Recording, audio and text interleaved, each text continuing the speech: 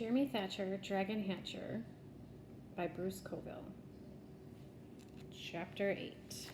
The Dragon Who Came to Dinner. Mary Lou Hutton stood in Jeremy's doorway, staring at him with wide blue eyes. Though her lips were moving, nothing came out. "What are you doing here?" he demanded furiously. Mary Lou found her voice at last. "You've got a dragon." "None of your business. Why are you—" And then it hit him. "You mean you can see her?" Mary Lou could answer. Before Mary Lou could answer, Jeremy was distracted by Tiamat launching herself into the air. He winced as a sharp pain shot through his shoulder. At first he thought the dragon's claws had caused it, but when he pulled back the neck of his t-shirt, he saw that the skin underneath was unmarked. He cried out. Another jab of pain shot along his arm. What was going on here? Turning to Tiamat, he noticed that the dragon was favoring her right wing, flying with a limp, so to speak. Being linked into her head, he was sharing her pain. He rubbed his shoulder in relief when Tiamat settled on top of the door to stare down at Mary Lou. "It's beautiful, only it's kind of scary." "It's not an it," said Jeremy. "It's a she. And how come you can see her?" Mary Lou looked puzzled, and Jeremy realized that it had been a stupid question. How would Mary Lou know why she could see the dragon when she didn't even know that she shouldn't be able to? But stupid question or not, he needed an answer. Of all the people in the world Tiamat might have revealed herself to, why did she have to choose Mary Lou? "I love dragons," said Mary Lou, as if she were answering him. Jeremy stared at her in surprise. Had she just read his mind? Since she was still gazing at Tiamat, Jeremy decided Mary Lou's comment had been nothing more than talk. Then he wondered if Mary Lou had accidentally answered his question anyway. Did loving dragons have something to do with being able to see them?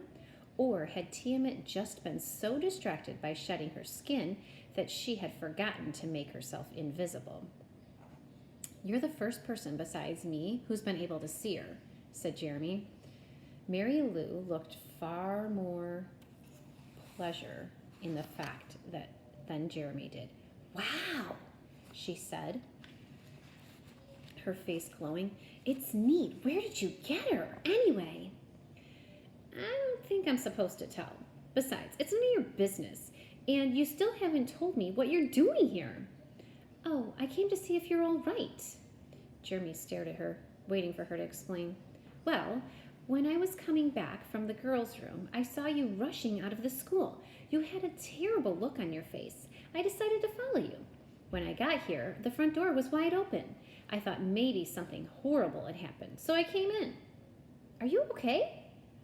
Jeremy wanted to tell Mary Lou to stop asking questions and scream, but the fact that she'd seen Tiamat made him feel, oddly, that she had some kind of right to be here. "Are you okay?" she repeated. "I'm not sure. Something was wrong with Tiamat." An image flashed into his mind. Jeremy closed his eyes. In his head, he saw Tiamat rolling her shoulders as she tried to shed her skin. "Jeremy, what are you doing?" He opened his eyes. He had been rotating his shoulders as if he were trying to shed his own skin. He blushed. This nonverbal communication of Tiamat's was starting to get a little out of hand. "Tiamat was shedding. It frightened her," said Jeremy. Another image came into his head. But that wasn't all. While she was trying to get out of her skin, my dog Grief came through the door to investigate. "Did he hurt her?" asked Mary Lou breathlessly. Jeremy shook his head.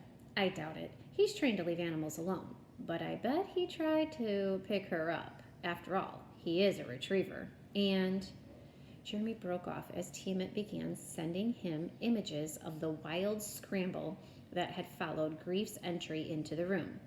He was appalled by the dragon's ferocity. No wonder Grief was hiding under the table. He shook his head to clear it. The whole thing was my fault, he said, blushing a little. I tried to keep the door closed, but I guess I had so much on my mind this morning that I didn't pull it tight. Thank goodness I gave Tiamat her milk before I went to school. No telling what she might have done to Grief if she hadn't been feeling a little sluggish. Milk? It keeps her calm, said Jeremy. He paused and then added, Listen, Mary Lou, you have to promise me not to tell anyone about this. Mary Lou looked offended. Of course I won't tell anyone. I know how these things work. Jeremy remembered their conversation about the books the day that Mary Lou had followed him home from the library. Maybe if someone had to find out about Tiamat, it was just as well that it was someone like her. But Jeremy's good feelings about Mary Lou vanished when she asked, What are we going to do now? We aren't going to do anything, he snapped. This is my problem. What you're going to do is go away. I just want to help, said Mary Lou, her lip trembling just a little. I don't need your help. No one invited you to come barging in here. Well, excuse me for caring, yelled Mary Lou. Turning, she ran out of the room. Jeremy listened as she dashed down the stairs and out the front door. Oh, shut up, he said when Tiamat sent her questioning feeling. He was confused. Tiamat was all right. Mary Lou was gone. He should be happy. Why do I feel so lousy? He wondered. He decided to work on his room. Tolerant as his mother was of his usual mess level, there was no way that she was going to let him get away with this. Maybe at least I'll find Miss Priest's book, he thought, as he pulled the sheet back onto the bed. But after nearly 3 hours of work, he hadn't found the slightest trace of the book. He was upset, both because he really wanted to read it and because he was worried about what Miss Priest was going to do if he couldn't find it. He had a feeling it was very valuable. As if things weren't bad enough already, that night at supper, his mother reminded him that the Huttons were coming to dinner on Sunday. The only good thing about the day was the beautiful colors that Tiamat sent into his head as he was going to sleep. What's the big deal anyway? Asked Jeremy on Sunday afternoon as he watched his mother prepare for the dinner party. You'd think the president was coming or something. Don't be silly, said Mrs. Thatcher. She flipped the pie dough she was working on and pressed it lightly by the rolling pin. I just want to make a nice meal.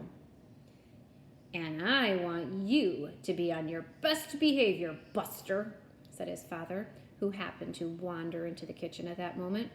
I don't want you chasing our guest little girl around and trying to kiss her. Dad, said Jeremy, totally disgusted. Go cut some rhubarb, Herb, said Mrs. Thatcher. I'm busy, said Mr. Thatcher. Doing what? Bothering Jeremy. Herbert Thatcher, you go cut that rhubarb from our garden, or you can cook this meal yourself. Dr. Thatcher shrugged. See that, kid? He said. She's on your side. He winked at Jeremy, then sauntered out the back door, singing some old song about rhubarb. He tripped over a cat as he went. At 6 o'clock, the house was filled with delicious aromas. Jeremy felt his mouth begin to water as he sat in his room, trying to communicate with Tiamat. He loved it when she sent swirls of color into his head, but he wanted to learn to speak to her more clearly. Jeremy, the Huttons are here, called his mother. Great. He dragged down the stairs, trying to convince himself it was possible to be nice to Mary Lou. While the adults greeted each other with enthusiasm, Mary Lou and Jeremy glared at each other. Jeremy, why don't you show Mary Lou around the office? I understand she's a real animal lover. When Jeremy rolled his eyes, his father shot him a look that said very clearly, be nice or you're dead meat. He decided to show Mary Lou the office. This way, he said, making sure to keep far enough away that she couldn't sneak in a kiss when he wasn't looking. "I'm sorry I barged into your room on Friday," said Mary Lou as they walked down the path behind the house. Jeremy shrugged. "Forget it," he said, opening the office door. "I didn't tell anyone about the dragon," said Mary Lou once they were outside. Jeremy laughed. "Do you think they would have believed you if you had?" "Probably not. Good grief, that's the biggest cat I've ever seen." Mary Lou was standing in front of Fat Pete, who had come in for more stitches that morning. "He's probably the crankiest, too," said Jeremy, as Mary Lou reached her hand toward the cage. "I wouldn't." His words were too late. Pete swatted at Mary Lou. "Ouch!" she cried, pulling her hand back. "You rotten thing!" "No sense in getting mad at a cat for being a cat," he said. "Come on, we got stuff to put on that." While Jeremy doctored Mary Lou's hand, they started to talk about books. By the time they returned to the house, they were deep in an argument about the Chronicles of Narnia. Jeremy ran to his room to get Print Caspian to prove a point to Mary Lou.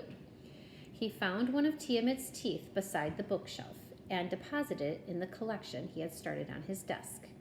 When he left the room, he closed the door carefully to avoid a repeat of the disaster with Grief.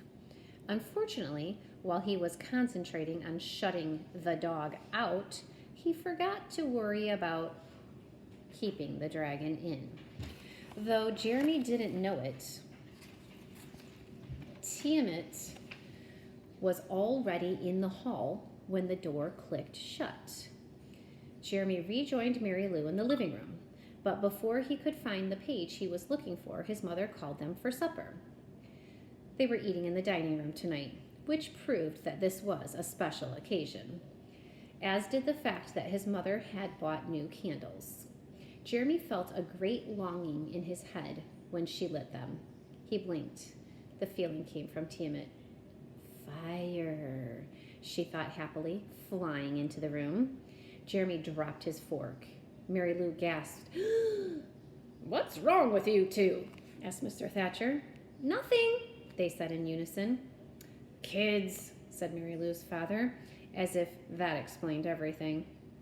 "Fire," sang Tiamat in Jeremy's head. She landed on his shoulder and began to crawl down to the table. "No," thought Jeremy desperately. "Not now. Go away." Tiamat glared at him angrily. Then she turned and flew from the room. Mrs. Hutton blinked, looking puzzled by the sudden breeze that was created by Tiamat's wings. Once the dragon was gone, Jeremy felt better, until he heard a yowl from the kitchen. "What in heaven's name was that?" said Mr. Thatcher, as he started to his feet. But before he could get away from the table, one of the kitchen cats came streaking into the dining room. "Oh!" cried Jeremy's mother. "Get it away from me." I'm sorry, Mary Lou's mother. "Oh, get it away from me. I can't stand cats." That was unfortunate, since at that moment, 3 more cats came running into the room. Tiamat was flying after them, snapping at their tails. The first cat dashed under the table. So did 2 of the next 3. The 4th cat, however, which was the one Tiamat was closest to catching, jumped on the table. The adults all began to yell at once. With that much noise, Jeremy didn't figure anyone would hear him, so he shouted, "Tiamat, cut that out!" The dragon ignored him. The cat was careening around the table, stepping on people's plates, knocking over glasses. One of the under-table cats began climbing onto Mrs. Hutton's lap. "Get it away!" she screamed as she jumped to her feet. The cat sprang forward onto the table. Now there were 2 cats scrambling among the dishes, with Tiamat chasing after both of them. "Herbert," cried Mrs. Thatcher, "do something!" Dr. Thatcher dived for one of the cats. He missed, and he landed face first into the bowl of mashed potatoes. A cat ran over his head. Mary Lou's father tried next. His hand came down on the edge of a plate, which sailed into the air, spraying gravy all across the room.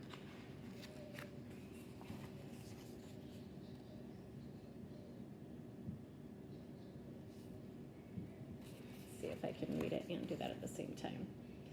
The commotion attracted Grief, who ran into the room to see what all the excitement was about. He took one look at Tiamat and began barking and lunging at her. His front paws landed on the table. He tried to scramble up to join the chase, but only succeeded in pulling the tablecloth down onto himself. With a crash, everything, plates, candles, silverware, food, all fell to the floor. Grief ran yowling from the room. Jeremy looked at the clock. Dinner had started at 6:30. It had taken only until 6:32 to turn the entire room into a total shambles.